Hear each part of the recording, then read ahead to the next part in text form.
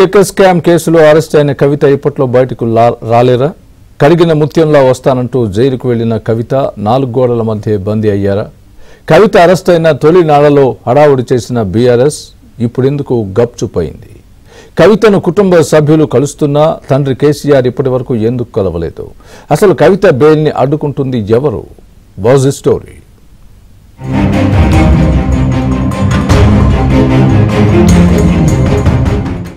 Delhi liquor scam కేసులో BRS MLC Kalvakuntla Kavitha arrest అయి 100 రోజులు గడిచింది.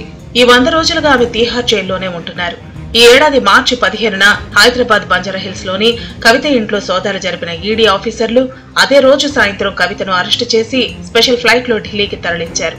ఆ మరుసటి రోజు రౌస్ ఎవెన్యూలోని స్పెషల్ కోర్టులో హాజరుపరచగా వారం రోజుల పాటు ఈడీ కస్టడీకి కోర్టు అప్పగించింది.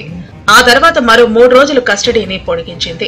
ఈ క్రమంలో కవిత తరపు లాయర్లు ఆమెకు బెయిల్ ఇప్పించడానికి అనేక ప్రయత్నాలు చేస్తున్నా కవితకు ఎదురు దెబ్బలే తగిలాయి.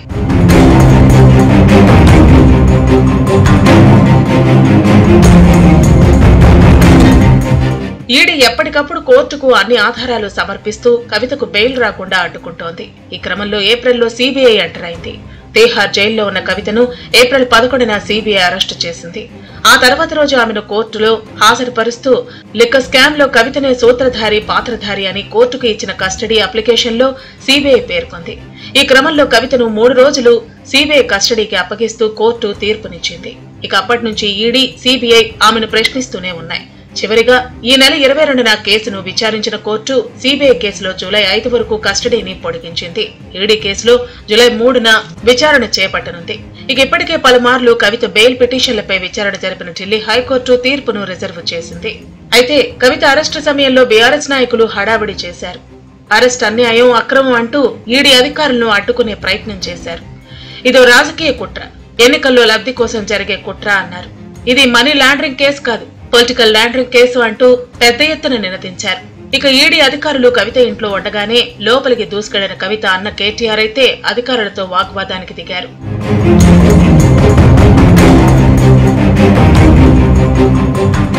కేంద్ర రాష్ట్ర బలగాల సాయంతో కవితను ఈడీ ఆఫీసర్లు ఫ్లైట్ లో ఢిల్లీకి తరలించారు. ఆ మరుసటి నాడే కేటీఆర్, హరీష్ రావు మరికొంతమంది నాయకులు ఢిల్లీకి వెళ్లి కవితకు బెయిల్ కోసం లాయర్లతో సంప్రదింపులు జరిపారు. కానీ బెయిల్ రాలేదు.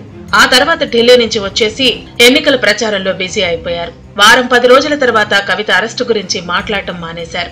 తీహార్ జైల్లో ఉన్న కవితను కేటీఆర్, హరీష్ రావు, పార్టీ ఎమ్మెల్యేలు, నాయకులు, ఇతర కుటుంబ సభ్యులు పలుమార్లు కలిసి మాట్లాడారు. తల్లి శోభ కూడా జైలుకు వెళ్లి కవితను కలిశారు. కానీ కవిత తండ్రి బీఆర్ఎస్ అధినేత కేసీఆర్ మాత్రం ఇప్పటి వరకు కవితను కలవటానికి వెళ్లలేదు. కవిత అరెస్టు తర్వాత ఇదే లిక్కర్ కేసులో ఢిల్లీ సీఎం అరవింద్ కేజ్రీవాల్ ను ఈడీ అరెస్టు చేసింది. ఆ సమయంలో కేసీఆర్ ఓ ప్రకటన విడుదల చేశారు.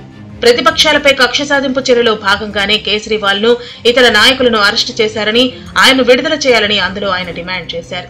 ఆ తర్వాత పార్టీ నాయకులతో జరిగిన మీటింగ్ లో తనపై కక్ష సాధింపులో భాగంగానే కవితను అరెస్టు చేశారని కేసీఆర్ వ్యాఖ్యానించారు. ఎమ్మెల్యేల కొనుగోలు కేసులో బీజేపీ కేంద్ర నాయకుడు బిఎల్ సంతోష్ పై కేసు పెట్టి అరెస్టు చేసేందుకు ప్రయత్నించినందునే వాళ్లు కవితను టార్గెట్ చేశారంటూ ఆరోపించారు. అని బిడ్డ కవితను చూసేందుకు మాజీ సీఎం కేసీఆర్ సుముఖత చూపకపోవడంపై రాష్ట్ర వ్యాప్తంగా చర్చనీయాంశమవుతోంది.